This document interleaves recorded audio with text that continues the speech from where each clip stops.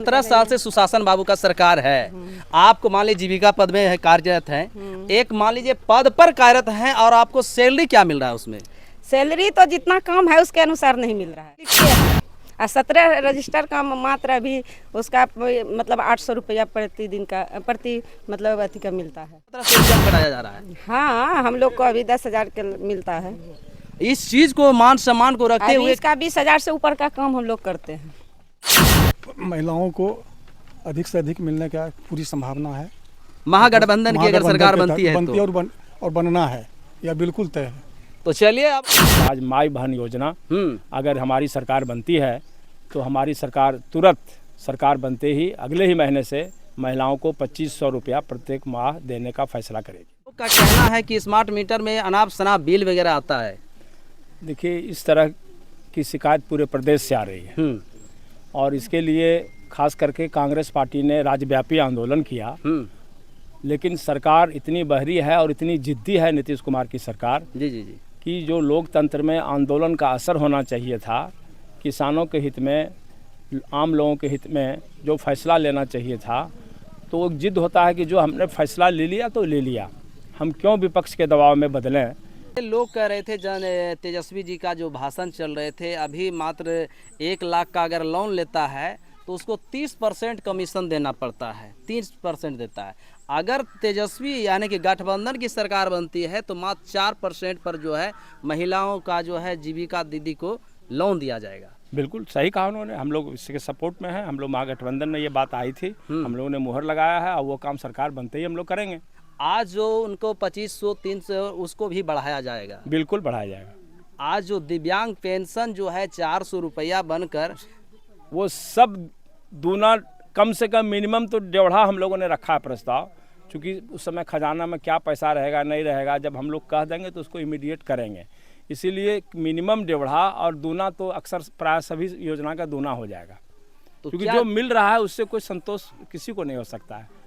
ये जो NH 333 road है, इसमें देखते हैं ट्रैफिक नियम की व्यवस्थाएं नहीं है।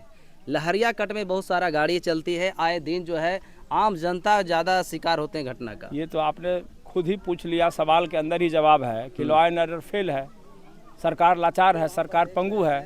आप जो पूछ रहे हैं उसी में जवाब भी छिपा हुआ है, इसमें हम तो यही कहेंगे ना।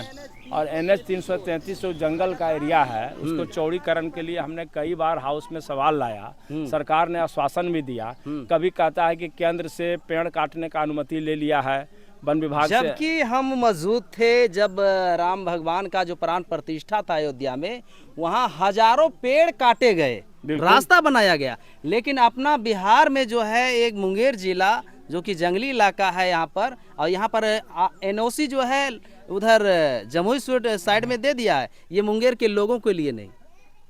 देखिए, अयोध्या में जो आप बोल रहे हैं, सिर्फ पेड़ नहीं काटा गया, हजारों मासूम गरीब के घर उजाड़ दिए गए। ये क्यों नहीं आप बोल रहे हैं? पेड़े नहीं कटा है, कितने लोग अचानक जो है सो बुलडोजर से ध्वस्त कर दिया गया, सड़क पर लोग आ गए। पेड़ कटेगा, पेड़ उससे ज़्यादा फिर लगा दीजिए आप, लेकिन जो आम जनता के सुविधा के लिए NH 333 है उसको कितना दिन तक रोकिएगा? उसमें भी ये लोग तरह तरह के षड्यंत्र करते हैं। कोई उसके सरकार के डिप्टी चीफ मिनिस्टर आते हैं, कहते हैं नहीं उसके बगल से ले जाएंगे। कोई फिर उधर से जदयू का MLA उधर से झाझा से बयान देता है कि नहीं उधर से ही बनेगा, तो फिर कोई कहता है कि झाझा से निकलेगा। इतना कंफ्यूजन है जिस सरकार में है कि जब चुनाव की बारी आती है तभी जो है पंपलेट तैयार होता है योजना का, उसके बाद चुनाव होने के बाद जो है कहीं सो जाता है। यानी तो वही न कह रहे हैं कि अभी धर्म का भावना जग गया है, अभी बांका से ले करके और सब जगह रामधुन और क्या क्या हो रहा है। ये क्या है? ये सिर्फ है कि समाज को धार्मिक उन्माद में डाल दो इस तरह से कि विकास का जो मामला है जो नहीं हम किए हैं उसको सवाल लोग नहीं करें। अच्छा, अभी आप कह रहे थे सनातन को लेकर जो है, हाँ, लास्ट में क्या बोलते हैं, पूरे विश्व का कल्याण हो, सभी धर्म की जय हो। यही तो सनातन धर्म है। जब ठाकुरबाड़ी में जब आरती लगता है शाम में, तो देखिए पंडित जी यही बोलते होंगे, आप ध्यान से सुनिएगा। बात यहाँ जो हो रही है, सबसे महागठबंधन के मजबूत साथी समीर बाबू, इनका नाम का चर्चा जो है इलाका में हर जगह के लोगों के जुबान पर है। उम्मीद चाहेंगे कि आगामी 2025 चुनाव को लेकर हमने बात किया तमाम मुद्दे पर, जैसे माँ बहन सम्मान योजना जो झारखंड में चल रही है वो बिहार में लागू होगा। आज जो बुजुर्ग लोग को 400 पेंशन रुपया मिल रहा है वो कहीं न कहीं 2000 रुपया करने के लिए जा रहे हैं। निश्चित रूप से दूना तीना हम लोग करेंगे और ही। स्मार्ट मीटर को लेकर जो है 200 यूनिट बिजली फ्री, अब फ्री रहेगा एकदम बिल्कुल। तमाम बिहार व्यवस्था परिवर्तन होगा, बिहार के प्लान रोक होगा। बिल्कुल बिल्कुल, नौजवान जो बाहर आज चले जा रहे हैं तो वो निश्चित रूप से ऐसी बिहार में रोजगार की सृजन की व्यवस्था बिल्कुल होगी, बिल्कुल होगी। तमाम छोटा सा मेरा अनुभव पर आप लोग विश्वास दीजिएगा। आगे मिलते हैं नेक्स्ट वीडियो में। जय हिंद साथियों।